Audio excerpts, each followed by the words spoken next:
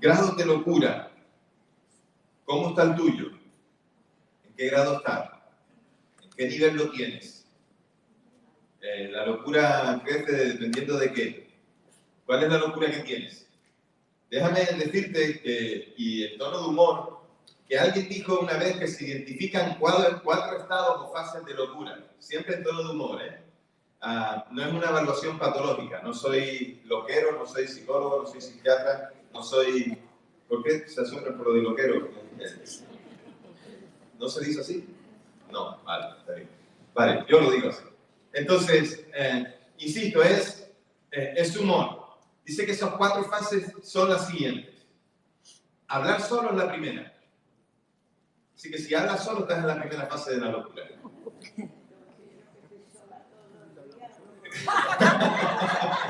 Bueno, hermana, hasta ahí estamos bien, hasta ahí estamos bien. La segunda cosa, si te respondes a ti mismo en la segunda fase de locura. Si estás en eso de, bueno, ya me hablo y me respondo a mí mismo, estás en la segunda fase. Tercera cosa, dice, si discutes y argumentas con tus propios dichos, esa es la tercera fase. Entonces, no solamente es que hablas solo, sino que discutes contigo y encima discutes sobre lo que has dicho acerca de eso. Y la cuarta cosa, lo peor, es perder la discusión. Perder la discusión con nosotros mismos. Es humor, no es lo que dice la patología en cuanto a la locura. No es ciencia, es humor, ¿vale? Evidentemente los estados de locura son varios, pero eso no es de lo que yo vine a hablar hoy. Vine a hablaros de fe, vine a hablaros de palabra, vine a hablaros de Dios. Y supongo que tú tampoco viniste a escuchar de eso, porque si sabías que venías a una iglesia, pero ese era el título de la predicación, posiblemente iba dando un poquito la vuelta al tema. La locura aparente que veremos hoy en el pasaje que hoy meditaremos tiene que ver, ¿vale? Con el control de la vida. Y esa locura que tenía este personaje que hoy vamos a ver, estaba en una posible locura, pero va a otra locura diferente. Que otro te organice la vida no es agradable porque te vuelve loco. Cuando otro te organiza la vida y te dice qué es lo que tienes que hacer, cómo lo tienes que hacer, eso no es agradable. Pero si Jesús entra en nuestras vidas, la locura que entra es la de la pasión por Dios y por la predicación de la palabra. Esa es la locura que a todos nos gustaría tener. Y los grados de locura es pasar de un estado a otro, pero siempre estando loco. Loco antes por el pecado, porque nos volvíamos locos con el pecado cuando pecábamos, pero cuando vinimos a Cristo, la locura es la locura de vivir por Él y para Él. Y eso es una locura totalmente diferente. Vamos a abrir la Biblia en el capítulo 5 de Marcos, versículos del 1 al 20. Marcos, capítulo 5, versículos del 1 al 20. Y vamos a leerlo por partes, no lo vamos a leer todo seguido, vamos a leer primero los 13 primeros versículos y después iremos avanzando con el resto. Dice así el pasaje. Vinieron al otro lado del mar, a la región de los Gadarenos. Cuando salió él de la barca, enseguida vino a su encuentro de los sepulcros un hombre con un espíritu impuro, que habitaba en los sepulcros y nadie podía atarlo, ni aun con cadenas. Muchas veces había sido atado con grillos y cadenas, pero las cadenas habían sido hechas pedazos por él y desmenuzados los grillos. Nadie lo podía dominar. Y siempre, de día y de noche, andaba gritando en los montes y en los sepulcros e hiriéndose con piedras. Cuando vio, pues, a Jesús de lejos, corrió y se arrodilló ante él, y clamando a gran voz, dijo: ¿Qué tienes conmigo, Jesús, Hijo del Dios Altísimo? Te conjuro por Dios que no me atormentes. Porque le decía: sal de este hombre, espíritu impuro. Jesús le preguntó: ¿cómo te llamas? Y respondió diciendo: Legión me llamo, porque somos muchos. Y le rogaba mucho que no los enviara fuera de aquella región. Estaba allí cerca del monte un gran hato de cerdos paciendo. Y le rogaron todos los demonios diciendo: envíanos a los cerdos para que entremos en ellos. Jesús de inmediato les dio permiso, y saliendo aquellos espíritus impuros, entraron en los cerdos, los cuales eran como 2000. Y el hato se precipitó al mar por un despeñadero, y en el mar se ahogaron. Vamos a hacer una oración. Padre, pon en nosotros el deseo de conocer el propósito de tu enseñanza hoy. Danos un corazón dispuesto, Dios, a recibir tu palabra y a que tu Espíritu Santo nos hable por medio de ella. Señor, danos corazones dispuestos a obedecerla. En el nombre de Jesús. Amén. Amén. El pasaje es interesante porque viene justo después de que Jesús y sus discípulos estuvieran en medio de una tormenta. ¿Se acuerdan? Para que la llegada al otro lado del lugar donde estaba Jesús cuando pasaron la tormenta, en realidad ese era un momento en el que no había pasado mucho tiempo porque la distancia no era mucha. Salieron de noche del lugar donde estaban, llegaron de noche al lugar donde habían ido, al otro lado. El lago de Galilea no es un lago muy grande, tiene unos 20 kilómetros de largo por 11 de ancho, no es un lago demasiado grande. También tenéis que recordar que la tierra de Israel, de Palestina y todos esos lugares no es un territorio muy extenso. Y es interesante que el lugar desde donde salieron hasta Gadara, que era el lugar donde estaba este hombre que estaba allí esperando, se supone, solo habían 8 kilómetros de distancia. Y el lugar al que llegaron eran cuevas con roca caliza y eran un lugar donde habían tumbas, donde había, en esas cuevas se sepultaban a algunos muertos. Allí era donde se supone que salía este hombre. Era un lugar que durante el día podía ser un lugar misterioso, pero durante la noche era un lugar que daba miedo.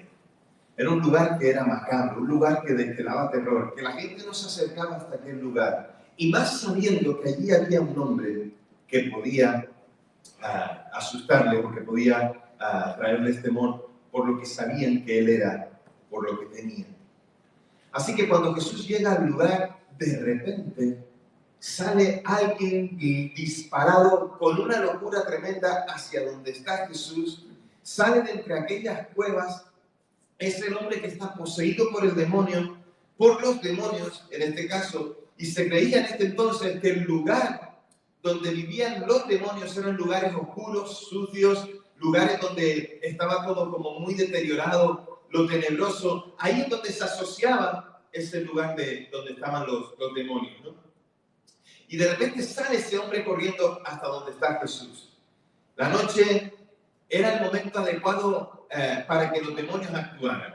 Era el momento que estaba dispuesto para que ellos salieran. Así que aquel hombre salió de los sepulcros hasta donde estaba Jesús y empezó a decirle todas las cosas que nosotros acabamos de leer, ¿no? Acerca de quién era. Entonces el Dios Altísimo empezó a revelar quién era Jesús. Empezó en alguna manera a enfrentarse a él. Así que aquel era el lugar, aquella era la hora peligrosa, y el hombre era un hombre peligroso, aparentemente. Se quitaba los grillos, las cadenas, se golpeaba, andaba desnudo, todas esas cosas que el pasaje ya nos ha dicho. Su apariencia no era buena, su cuerpo sufría las consecuencias de las muchas veces que lo habían querido atar para que no dañara. Su manera de hablar mostraba que él no tenía el control sobre sí mismo. En realidad no era el hombre quien lo controlaba, sino aquellos demonios que lo poseían. Se creía en aquel tiempo que si conocías el nombre del demonio, podías expulsarle con más facilidad, porque al decirte su nombre, estabas teniendo autoridad sobre él y podías ejercer dominio sobre él. Jesús le preguntó cómo se llamaba. Jesús está mostrándole a los discípulos cómo hacer las cosas y qué hacer en cada situación. Dense cuenta de algo importante, está enseñándoles para lo que tendrán que hacer después, para lo que tendrán que hacer ellos cuando sean enviados por Jesús. Así que ellos están en esa situación, están viendo cómo Jesús actúa, y toda la cultura popular, toda la tradición de los judíos, toda la tradición de la época en cuanto a todo lo que se hacía, estaba en la mente y en corazones de aquellos discípulos. Jesús actúa de esa manera. Por eso le pregunta a aquel hombre, ¿cómo te llamas? O a aquellos demonios, ¿cómo te llamas? Y la respuesta fue, me llamo Legión. Interesante porque aquellos judíos sí que sabían lo que era una legión. Y sí que sabían cuántas personas formaban una legión. Una legión romana estaba formada por 6.000 soldados. O sea, no eran 4 pelagatos. Aquello era un grupo de gente bastante grande. Una legión era un grupo numeroso. Y las legiones romanas tenían fama de ser salvajes, de ser irresponsables, culpables de muchas atrocidades que ni siquiera nosotros quisiéramos volver a reproducir. A uno se le helaría la sangre pensando en lo que esta gente podía llegar a hacer. Los judíos creían que nadie podía sobrevivir si se diera cuenta de todos los demonios que tiene alrededor. Ellos pensaban así, pensaban de esta manera. Y entonces, ¿cómo podían combatir eso? En realidad, no eran conscientes de eso. Así que una gran masa de aquellos demonios había hecho de aquel hombre el lugar de su morada. Era entendible entonces que este hombre estuviera como estaba. Para entender el relato debemos de ver lo grave del caso de este hombre. Si no, no comprenderemos todas las cosas. Parece que esta legión de demonios se resistía a dejar a aquel hombre. Se resistía a dejarlo a un lado y marcharse. Y se resistían también a la autoridad de Jesús. Pero por mucho que se resistieran, aquí perdieron la batalla de igual manera. Porque este hombre necesitaba liberación. Y cuando Jesús dijo pasemos al otro lado, era con el fin de encontrarse con él. Seguro. Seguro. Los demonios le pidieron, y aquí donde aparece esa manada de cerdos, le pidieron que les enviara a aquellos cerdos. Nos dice el texto que eran como unos 2.000 cerdos que estaban allí paciendo. Y los demonios dicen a Jesús, envíanos a aquellos cerdos para que nosotros salgamos de aquí. Todo ese tiempo el hombre daba gritos, se comportaba de manera extraña, pegaba alaridos, es lo que nos dice el texto, y de pronto, cuando sus chillidos podían haber alcanzado el nivel más alto de intensidad, toda la manada, todos los demonios salieron hacia la manada y la manada a su vez salió huyendo, corriendo y se precipita al mar. Esta acción parece más una prueba de la liberación para aquel hombre y para los que cuidaban los cerdos, así como para toda la ciudad que vino a ver con curiosidad lo que había sucedido. Era una prueba para aquella gente que en su incredulidad podían dudar de lo que Dios podía hacer, de lo que Jesús podía hacer. Jesús usó aquel hecho para ayudar a aquel hombre, para liberarlo, pero para mostrar también quién es Él. Hay personas que piensan que los cerdos incluso eran más importantes que lo que Jesús hizo. Y en nuestra mente nosotros a lo mejor incluso tenemos esa preocupación. Uy, pobrecitos cerdos. ¿Cuántos piensan que pobrecitos cerdos? Pobrecitos cerdos que se murieron todos tirados por ahí por el despeñadero. ¿Tú te das pena? Sí, pero tú te comes el jamón que repartimos hace un par de semanas. Claro. Entonces, no sé qué pena te da. A ti te da pena verlo morir, pero de comértelo, ya está muerto. Hay que ver cómo somos. Creo que tenemos que tener cuidado de la creación de Dios. Pero es una lástima que en determinados momentos despreciemos a un alma que necesita al Señor mucho más que todos los animales que hay sobre la tierra. Jesús vino a la cruz por cada uno de nosotros, sea cual sea nuestra situación. Hasta aquí los 13 primeros versículos, pero los siguientes nos dicen que los que cuidaban los cerdos huyeron y dieron aviso en la ciudad y en los campos, y la gente salió a ver qué era aquello que había sucedido. Llegaron a Jesús y vieron al que había estado atormentado por el demonio, el que había tenido la legión, sentado, vestido y en su juicio cabal. Se había dejado la locura. Y tuvieron miedo. Y los que lo habían visto les contaron lo que había acontecido al que había tenido el demonio. Y entonces comenzaron a rogarle que se fuera de sus contornos. Hasta aquí. Después leeremos el 18, el 19 y el 20. Los que cuidaban los cerdos también entraron en locura. Claro, los distintos grados de locura que yo puedo ver en el texto. Ya sabéis que yo tengo una imaginación tremenda. No sé si esto ya lo he repetido yo. ¿Lo he dicho alguna vez esto? Que tengo imaginación. El caso es que los distintos grados de locura que puedo ver en el texto es el hombre endemoniado, para la gente loco, o para la gente endemoniado, pero en un estado. Pero también los que cuidaban los cerdos y vieron lo que sucedió, también entraron en un estado de locura. Posiblemente en estado de locura porque entraron en el que entraron podía haberse dado por la sorpresa por lo que ocurrió, ver todos los 2000 cerdos caer al mar, tal vez por no poder hacer nada por aquellos cerdos, tal vez por miedo, o incluso una razón más. Si yo me pongo a pensar, y aquellos posiblemente no eran los dueños de los cerdos, posiblemente no eran los dueños de los cerdos, que eran empleados, eran trabajadores, aquellos estaban pensando, tendré que pagar los 2000 cerdos. También es una posibilidad. Así que aquellos marcharon corriendo al pueblo, contaron todo lo que había pasado, y cuando la gente llegó de vuelta al lugar, y esto es interesante porque la gente vino al lugar seguramente con temor, porque era un lugar escabroso, de miedo, de tumbas, donde ellos sabían que había un hombre que perturbaba las noches, la gente, sus gritos, sus golpes, sus carreras. Pero la gente vino a aquel lugar y cuando llegaron se encontraron al hombre que hacía todas esas cosas sentado. Ya no estaba desnudo, estaba vestido.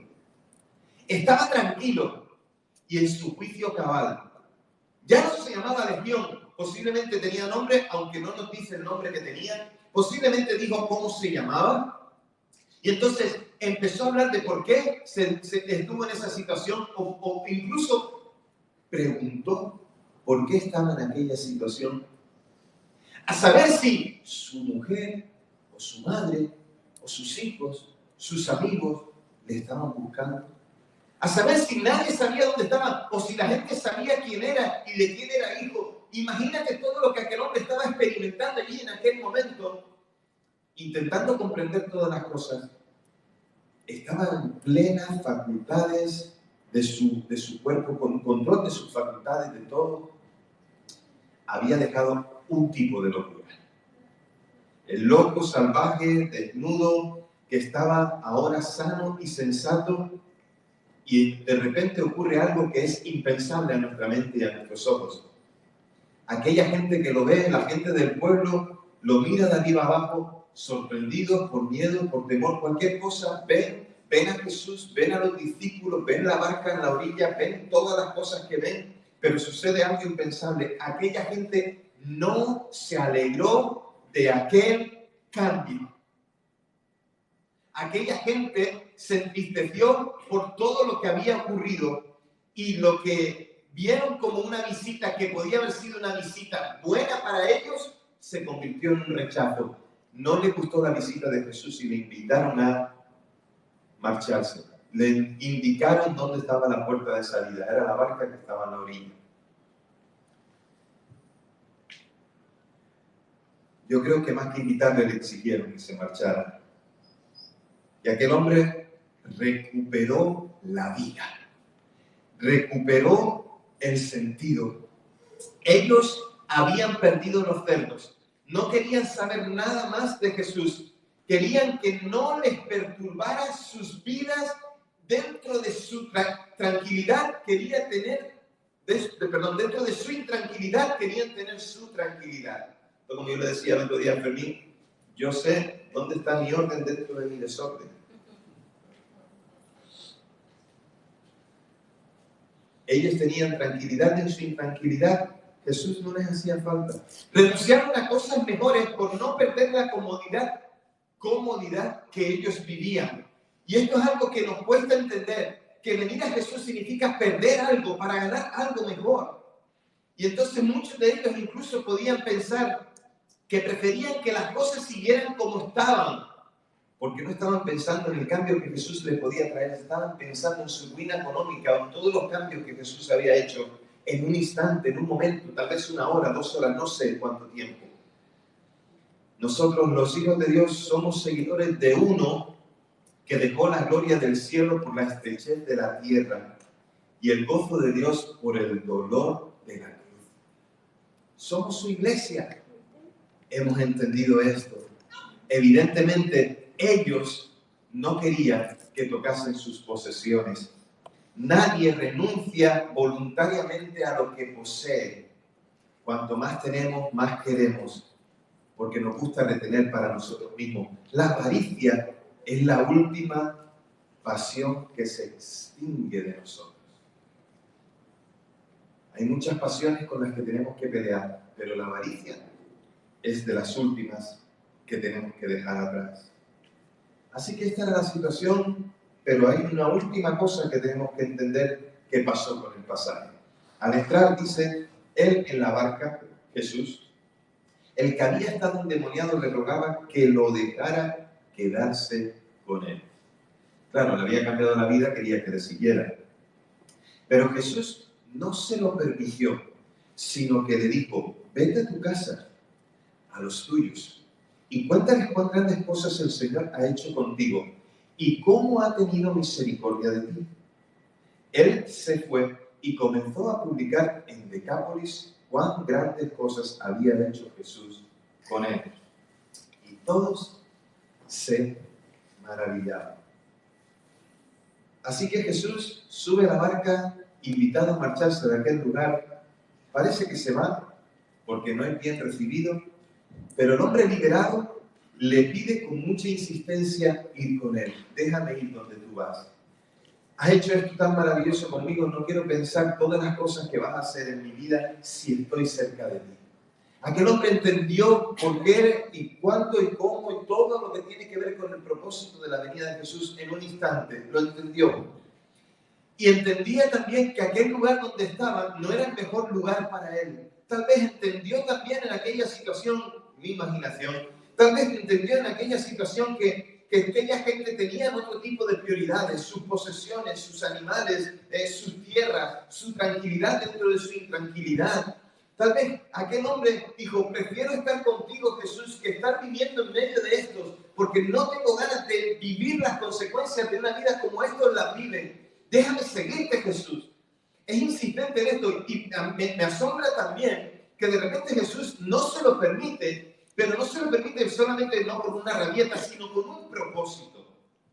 Jesús le propone a este hombre otra cosa. Le propone que vuelva a su pueblo, a los suyos, y que le cuente todo lo que él ha hecho por él. Jesús por él. Ven y cuéntaselo. Quédate en esta región. Porque Gadara era parte de una región llamada Decápolis, que eran 10 ciudades. Cuéntales y testifícales todas las cosas que yo he hecho por ti, acerca de la liberación que he hecho en tu vida. Y entonces, esas ciudades 10 que están al este del Jordán, pegadas al río Jordán y al este del Jordán, entonces empezaron a recibir la visita de un hombre que había sido liberado y contaba acerca de Jesús. Es interesante que esta región era una región de mucha influencia griega, pues había estado bajo el dominio griego, y era una región que eran semi-independientes en cuanto a su organización, en cuanto a todo lo que hacían. Mantenían todavía toda la vida y todos los cultos de los griegos, los templos de los griegos, mantenían muchas cosas de ahí. Pero allí había judíos, y era fundamentalmente un área, aunque con influencia griega, un área donde también había que predicar el Evangelio. Jesús quería que la palabra y el mensaje llegaran a toda aquella región y se lo encargó a este hombre. Aquel hombre debía ser un testigo fiel del Evangelio. Debía ser una demostración viva, andante y visible de lo que Cristo hace en una persona. Ahora está loco, pero de otra manera. Es verdad que ahora está loco por el Señor. Está loco por predicar el Evangelio y es lo que hace. Porque nos dice el texto en el último versículo que todos se maravillaban, porque todos le conocían o porque sabían o habían oído que había un hombre loco que estaba entre los sepulcros que no dejaba a nadie en paz. Entonces Jesús le envía allí. Ahora le posee otro tipo de locura y debía dar a conocerla a otros para que también fueran liberados. Debía ser la primera semilla de lo que a su tiempo llegaría a ser una cosecha poderosa. Y lo hizo. Fue Fue el primer contacto con la civilización griega, lo que después Pablo vino a seguir haciendo. Y leemos en el Nuevo Testamento. Y es que todo tiene que comenzar por algún lugar. Todo tiene que comenzar con alguien. Todo tiene que comenzar en un momento de un encuentro con el Señor. Ya sabéis que hace aproximadamente un mes estuvo visitando Barcelona Nicky Cruz. Los que ya tenéis unos añitos encima, sabréis quién es Nicky Cruz. Habréis visto o leído La Cruz y el Puñal, que fue el libro que escribió Kenny Wilkerson en cuanto al testimonio de lo que pasó con Nicky Cruz y con todos aquellos pandilleros. El Bronx, New York, en finales de los años 50. Un hombre enfrenta allí una realidad que tiene y me llamó la atención porque Nicky Cruz tiene ahora ya 84 años, creo que tiene, 85, no lo sé, más o menos. Pero su conversión fue hace 60 años. Y lo que más me sorprendió fue ver a Nicky Cruz contando su testimonio de vida como si aquello hubiera sucedido ayer. Lo cuenta con una pasión, lo cuenta como si lo estuviera viviendo. Me encantó. Y él contó de cómo su vida estaba dominada por demonios, por las influencias del mal. Su padre y su madre eran brujos y cómo su vida fue transformada, que en aquel encuentro con Cristo, a pesar de tantas cosas, él había matado gente, había contribuido a que eso sucediera, que hubieran peleas entre pandillas, pero su vida fue transformada. Y lleva 60 años recorriendo el mundo entero, predicando el Evangelio de Jesucristo, contando su testimonio. Me imagino en cierta manera, salvando las distancias, me imagino en cierta manera a este hombre haciendo exactamente lo mismo. Y es que todo tenía que comenzar con alguien. Nicky Cruz se convirtió, y en base a su testimonio y a lo que él le ha contado, muchos han venido al conocimiento de la fe. ¿Y si tú eres un Nicky Cruz? ¿Y si tú eres un hombre al cual Dios quiere usar para que otros muchos vengan al conocimiento de Dios? Hay 5 cosas que quiero que meditemos y que nos llevemos, que las escribas, que le saques fotos, haz lo que quieras, haz lo que quieras. Pero una cosa veo, hay 5 cosas. La primera es que los discípulos estaban tranquilos porque habían superado la tempestad, ¿verdad? Dicen, bueno, hemos pasado la tempestad, 8 kilómetros, un trayecto no muy largo, en barco, no es mucha distancia. Allí tuvieron una tempestad donde Dios se mostró en sus vidas, en Jesús. Pero cuando piensan que están tranquilos y cuando piensan que ya no hay más tempestad, resulta que llegan a un lugar donde tienen que pelear otra batalla. Hay algo aquí.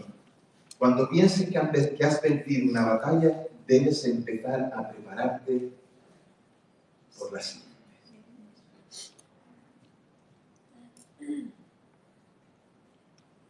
Así que si piensas que estás saliendo de esta, prepárate para la siguiente. Porque nos liberamos de la batalla y decimos, ya está, ya vencí, ya soy un campeón. Dios no quiere de batalla en batalla.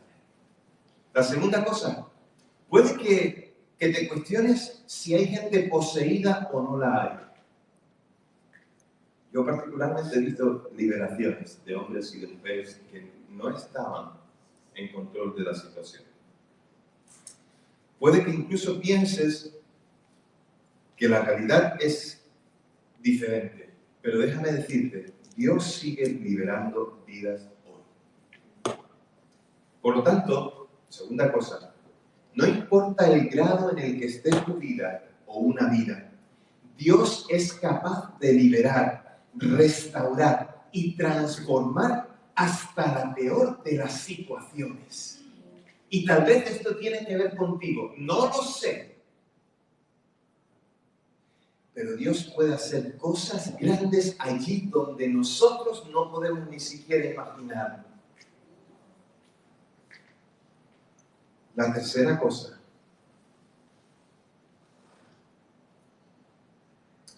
Perder los intereses que tengo, las posesiones que tengo y las cosas que amamos dependen del valor que le damos a esas cosas y perderlas con el fin de ganar a Cristo. Tercera cosa. Quien puede renunciar a las riquezas de este mundo podrá disfrutar las riquezas que abundan en Cristo. Si no renuncias a las cosas que puedes perder, tu vida se vivirá en escasez. No vivas la escasez de las riquezas abundantes, de las bendiciones que Dios tiene para tu vida. Renuncia a todo eso por amor al Señor. Cuarta cosa, hay que estar en el lugar que Dios quiere. Hay que estar en el lugar donde Dios nos ha puesto o enviado. Porque la transformación que Dios ha hecho en nuestras vidas debe ser evidente. ¿Dije cuarta cosa? Sí, está la parte. Estoy perdido ya. La transformación que Dios ha hecho en nuestras vidas debe ser evidente. Debemos anunciar el Evangelio y lo que hace allí donde Dios nos ha puesto. Dios te ha puesto en un sitio. Yo no puedo estar en tu trabajo para predicar. Yo no puedo estar en tu casa para predicar. Yo no puedo estar en la escuela donde tú estás para predicar. Dios te ha puesto ahí para que anuncies el Evangelio. Para que anuncies quién es el Señor, lo que ha hecho por ti. Y la quinta cosa es estar en el lugar, tiene también que ver con eso. Aunque parezca que el lugar donde vives es poco deseable, que esté cargado de problemas o de situaciones que no deseas enfrentar, si estás ahí, es para mostrar a Cristo. Tal vez ves un montón de contradicciones en eso. Tal vez ves un montón de oposición. Quiero decirte algo, y esto es una palabra para todos los que vivimos en esta tierra. Tal vez vemos la tierra en la que vivimos, vemos España o Cataluña. La vemos como ese lugar con esas características que hemos dicho. Tal vez vemos esta tierra como un lugar de conflicto, un lugar en el que incluso diríamos, no quiero estar, no me gustaría que pasara. Déjame decirte algo. Esta tierra está esperando un mensaje real y diferente. Esta tierra necesita una transformación que no se lo va a dar lo que ya le ofrece. Jesús es su transformación. Y eso solo lo puede hacer Él, Jesucristo, el Señor y Salvador, quien liberó a este hombre conforme a lo que hemos leído en las Escrituras, pero que nos ha libertado a nosotros también. Su iglesia, nosotros debemos anunciar su mensaje. Y si queremos ver algo diferente aquí, debemos anunciar el mensaje y la obra de Jesús donde quiera que vayamos. No te quejes por la tierra, no te quejes por lo que pasa, porque Cristo ha puesto en nosotros la respuesta que la sociedad en la que vivimos necesita. Es Cristo. No es estar ni de parte ni de uno, ni de otro, ni de los de arriba, ni de los de abajo. Es Cristo lo que la gente necesita. Y la tierra en la que Dios nos ha puesto es la tierra donde debemos anunciar a Cristo. La iglesia necesita ocupar su lugar. Pensando en aquel hombre y lo que le ofrecían la gente del lugar donde él vivía, dice, yo no quiero estar aquí. Pero estoy seguro que aquí hubo transformación por el testimonio de este hombre. Déjame decirte, créelo en el Señor. No me creas a mí, yo soy un mindundi, no soy nada, soy un siervo de Dios nada más, ¿no? Me visto y me calzo igual que te vistes y te calzas tú. Comen lo mismo que comes tú aproximadamente. A lo mejor más cantidad, por eso es todo aquí, pero créele al Señor cuando te digo que tú tienes en tu mano la transformación que Cataluña, España necesita. Tienes a Cristo, anúncialo, predícalo, cuéntalo, di todo lo que Jesús ha hecho por ti. Y aunque la gente se quede como loco diciendo este tío está más loco, da igual, es tu grado de locura, es tu pasión por Dios y es preferible estar loco para el mundo que el cuerdo para Él. Yo soy un loco de Cristo, no un cuerdo para el mundo, pues su cordura me lleva a perdición, pero la locura de Cristo me lleva a salvación. Sea un loco, un apasionado por Dios, para que todos se maravillen, para que todos flipen en colores. Jóvenes, ¿dónde estáis? Ora por ellos. Para que ellos vean la gloria de Dios. Yo no creo en pociones mágicas, no creo en varas mágicas, creo en el Evangelio, creo en Jesús, creo en su poder, creo en su victoria, creo en la resurrección, creo en la vida eterna, creo en Él. Y yo sé que tú crees también. Transmite, cuenta, anuncia esta salvación. Cántala, grítala, vívela para el Señor. Cierra tus ojos, vamos a orar.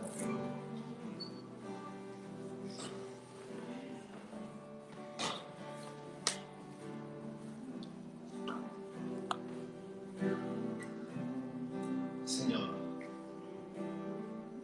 gracias por sacarnos de la locura del pecado, por la locura de la pasión por ti, Señor. Gracias, otra vez gracias, Señor, siempre gracias. Señor, hay muchos que están perdidos, hay muchos que andan sin luz, sin rumbo, en la tranquilidad de su intranquilidad, que aún no se dan cuenta de la situación y de las cosas. Señor, y tal vez hay algunos aquí en esta mañana que hoy necesitan decirte: Jesús, cambia mi locura por la pasión por ti, Señor.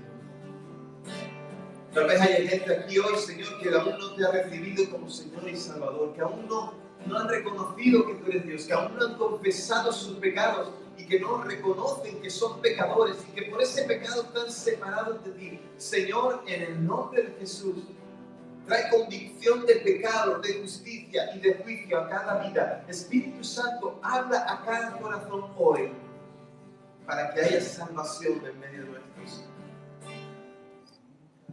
Señor, ayuda a tu iglesia a ser testigo, a ser luz, a anunciar, a creer en la transformación de la sociedad en la que vive. Por tu poder y en el nombre de Jesús. Amén. Hace unos 60, 70 años atrás, tal vez un poco más, no lo sé, pero en los años 50 en Corea del Sur no había pasión por Dios. No había búsqueda de Dios. La religión de aquel pueblo era una religión totalmente diferente a la que hoy vive la gran mayoría de la población de ese país. Un país que estaba en conflicto, en guerra. De ahí la división de las dos Coreas. Pero alguien empezó a predicar y empezó con una pequeña semilla. Y alguien se convirtió y aquella semilla fructificó. Y hoy ese país de Corea del Sur es un país en que casi la mitad de la población ama a Jesús y su venida.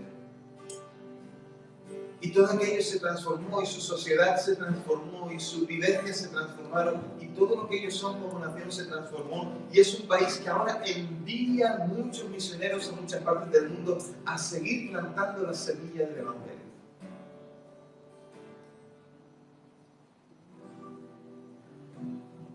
Dios no es diferente en Corea del Sur a España. Los que son diferentes son los que creen y los que no creen. Cuando venga Jesús, hallará fe en la tierra. Cuando venga Jesús, dice Lucas 19, hallará fe en la tierra. Yo os pregunto en la versión de Samuel, cuando venga Jesús, hallará fe en Sabadell, en Barcelona, en Cataluña, en España y hasta el último de la tierra. Los que tenemos que creer somos nosotros.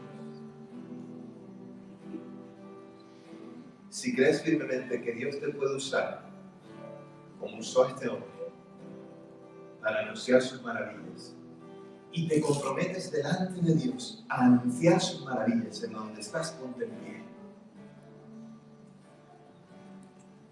Hay gente a tu alrededor que necesita conocer. Hay gente alrededor que necesita maravillarse. Hay gente alrededor de ti, de mí, que necesita saber que Jesús los ama. Comprométete con el Señor. Ponte en pie, no conmigo. Comprométete con el Señor a contar lo que Él ha hecho en ti. No necesitas ir al seminario para saber de teología. No necesitas leer la Biblia 100 veces. Si la lees 100 veces, mejor. Pero no necesitas hacer cosas de nosotros. Necesitas contar lo que Jesús ha hecho en ti. ¿Cómo te ha transformado? ¿Cómo te ha cambiado? Lo que eras, lo que eres. ¿Y qué fue lo que produjo ese cambio? Y su nombre es Jesús.